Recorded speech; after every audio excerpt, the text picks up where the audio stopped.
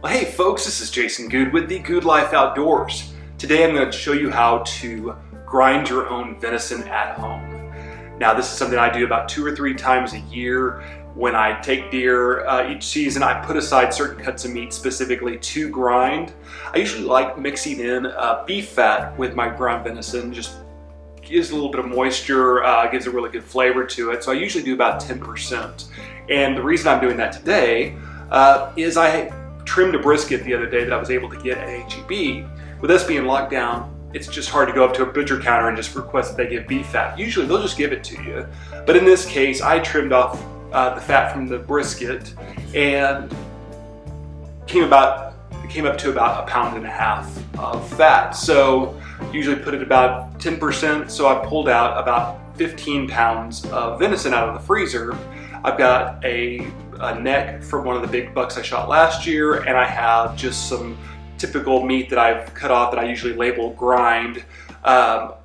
It could be neck meat, it could be brisket type meat off the deer, it could be rib meat, just some of the extra cut-offs that I put together specifically to grind up. So I've got that all here. I'm going to show you how I prepare, how I grind, and how I get that stored back in the freezer. So follow along. So here's the meat that I pulled out of the freezer.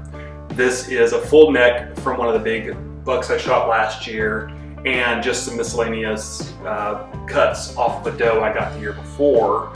Now this has been specifically set aside to grind, and I'm gonna be using this today. So this is roughly, after we cut everything apart, gonna be about 15 pounds of meat to go with roughly 1.5 pounds of brisket fat that I'm gonna be mixing with it. And here's the brisket fat. This is about 1.5 pounds of trimmed fat. I'll be cutting this up and mixing it with the venison as I grind it. Here's my grinder. This is a 1/2 horsepower number 8 meat grinder that I got from Cabela's several years ago. This thing has come in so handy. It handles anything I've thrown at it. It does a great job of grinding. I used to do this all by hand with a hand crank grinder, and this has saved me so much time and energy. Here's some of the equipment I'll be using along the way. I've got a nice sturdy chef's knife for cutting through the partially frozen meat, a good easy to sanitize cutting board, and a couple bowls for holding the meat and fat as I cut them up and grind them. You'll also see me using this spray bottle. This is filled with a sanitizer. I used to brew beer, and so I have a ton of this stuff on hand, and it's perfect for spraying everything down just to make sure everything stays nice and clean and avoids bacteria buildup. So I'm going to start by spraying down my work surface. Just little spritz of the sanitizer just to make sure that we're starting with something that's nice and clean. I'm going to start by cutting up beef fat and putting it in a bowl here. So this is just going to go up into little chunks. We'll just get that all cut up so we can easily mix it with the venison.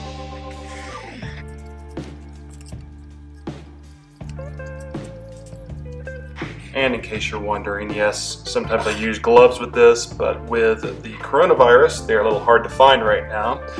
Please be assured that I have washed my hands very well, and I will continue to do so through the process here.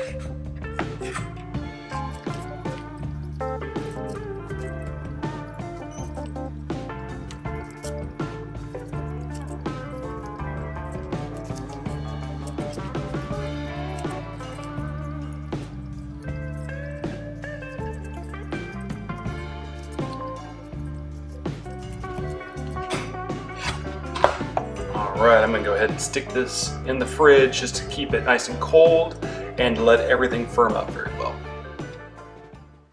Alright, I'm going to unwrap these. If you've seen my venison butchering video, which I'll link down below, see how I wrap these up in restaurant wrap quite a few times. I have had these keep for years, so it works out really well.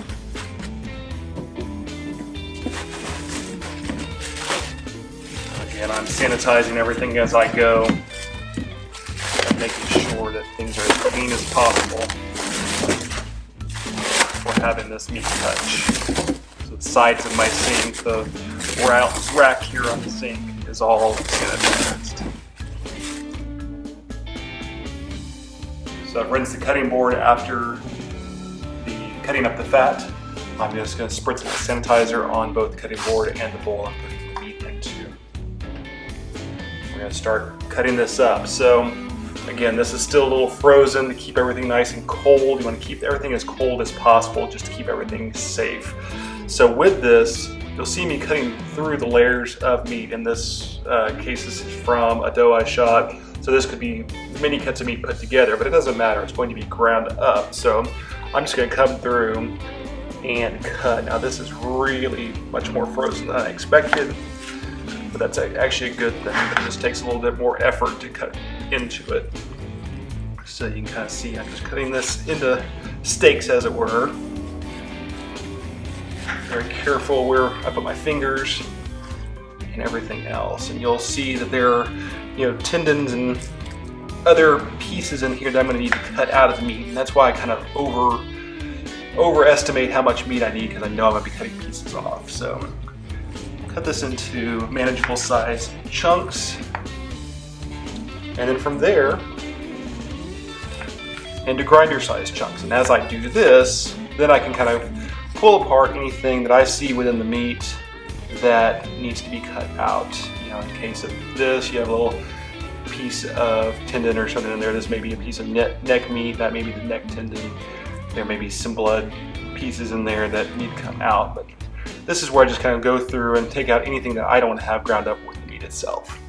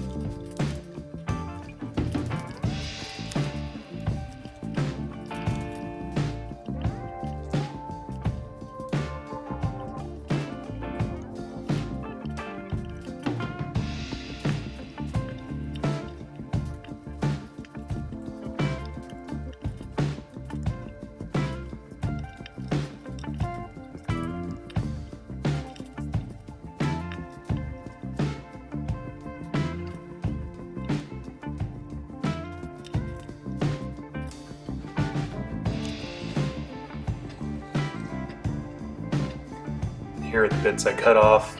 As you can see, not a ton, but just a little bit. Just make sure everything's all nice and palatable. This will make the dogs happy. Okay, now we're going to prepare the grinder. So I'm just going to spray everything down, make sure everything is sanitized. Here's all the internal parts, and get down into the grinding tube here, and then make sure that everything is nice and clean. Kind of do a double inspection on everything before I put it in and get it all going. So here is the extruder, the blade,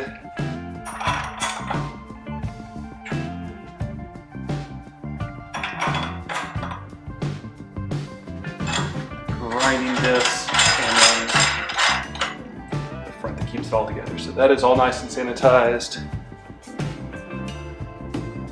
See that I also have a big pan down in the sink that the meat is going to fall on, and that is also sanitized.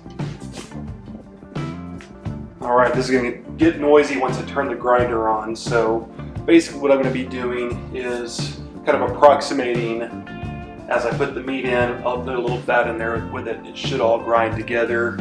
I will do another quick hand mix before I start packaging it.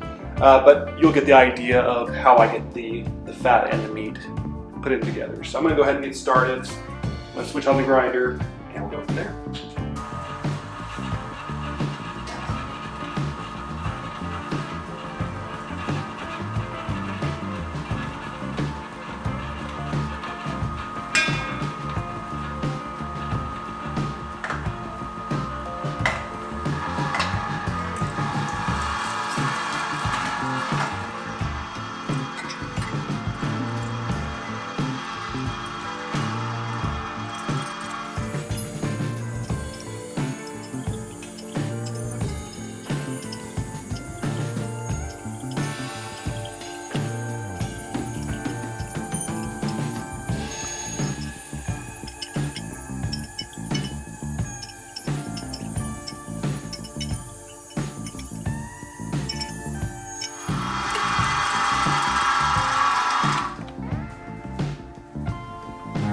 got about one of the cookie sheets as full as I'm gonna get it, so it's not just spilling over. I'm gonna go stick this in the freezer for just a little minute while I finish this up, and then I'll pull it back out and we can package everything.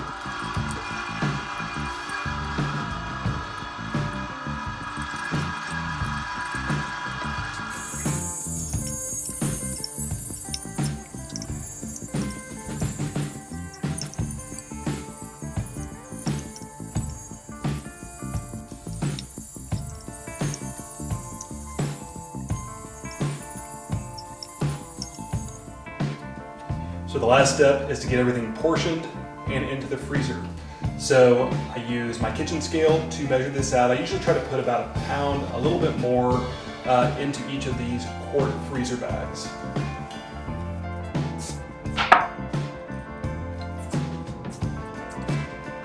And yes, my hands are clean. Everything here is sanitized.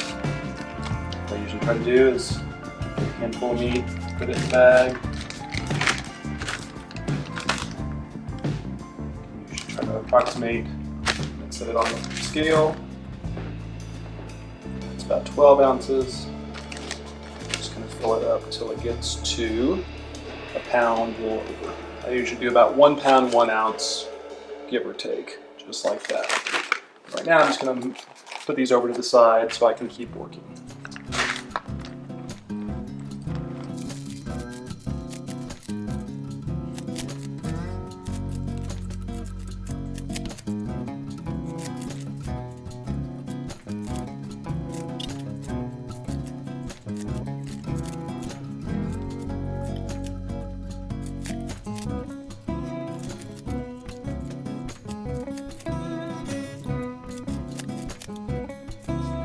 I get to the end here, realize I have some left over, but not enough to make another portion, so I'll just kind of top off some of the other bags. A little more meat never hurt anybody.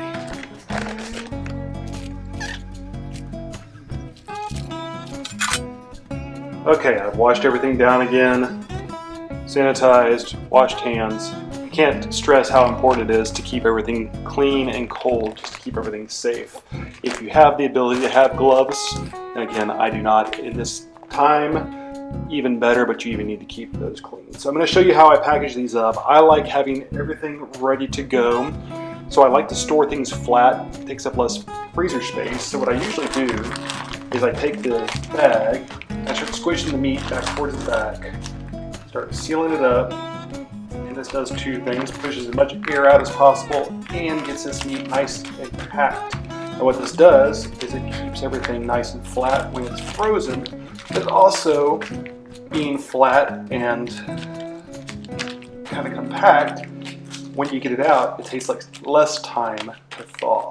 So I'm going to start closing down the Ziploc, pushing the meat towards the front, and this is pushing out quite a bit of the air. And then that's one pack right there. Easy to stack, easy to freeze, easy to thaw.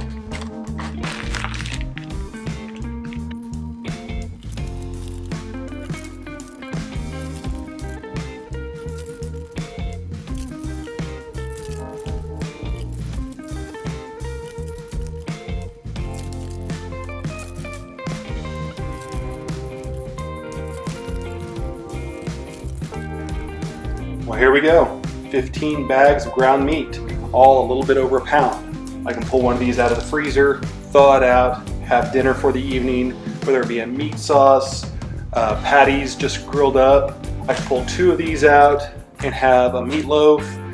Lots of options here, pretty easy to do. Pop these into the freezer.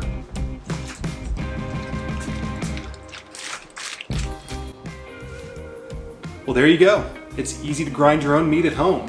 Even add a little bit of fat for some flavor and some moisture. So very easy to do. I do urge you to keep everything as clean as possible. Keep the meat cold as possible. Use your freezer when you're not working directly with whatever meat or fat you're working with. And that way everything stays nice and cold and you stay safe and your family stays healthy. So I hope you enjoyed following along today. If you like what you saw, give me a thumbs up. If you want to see more, go ahead and subscribe to the channel. And if you do subscribe, go ahead and hit that notification button so you know when I post new videos. Now, I appreciate each and every one of you. Thanks so much. Y'all go out there and live the good life.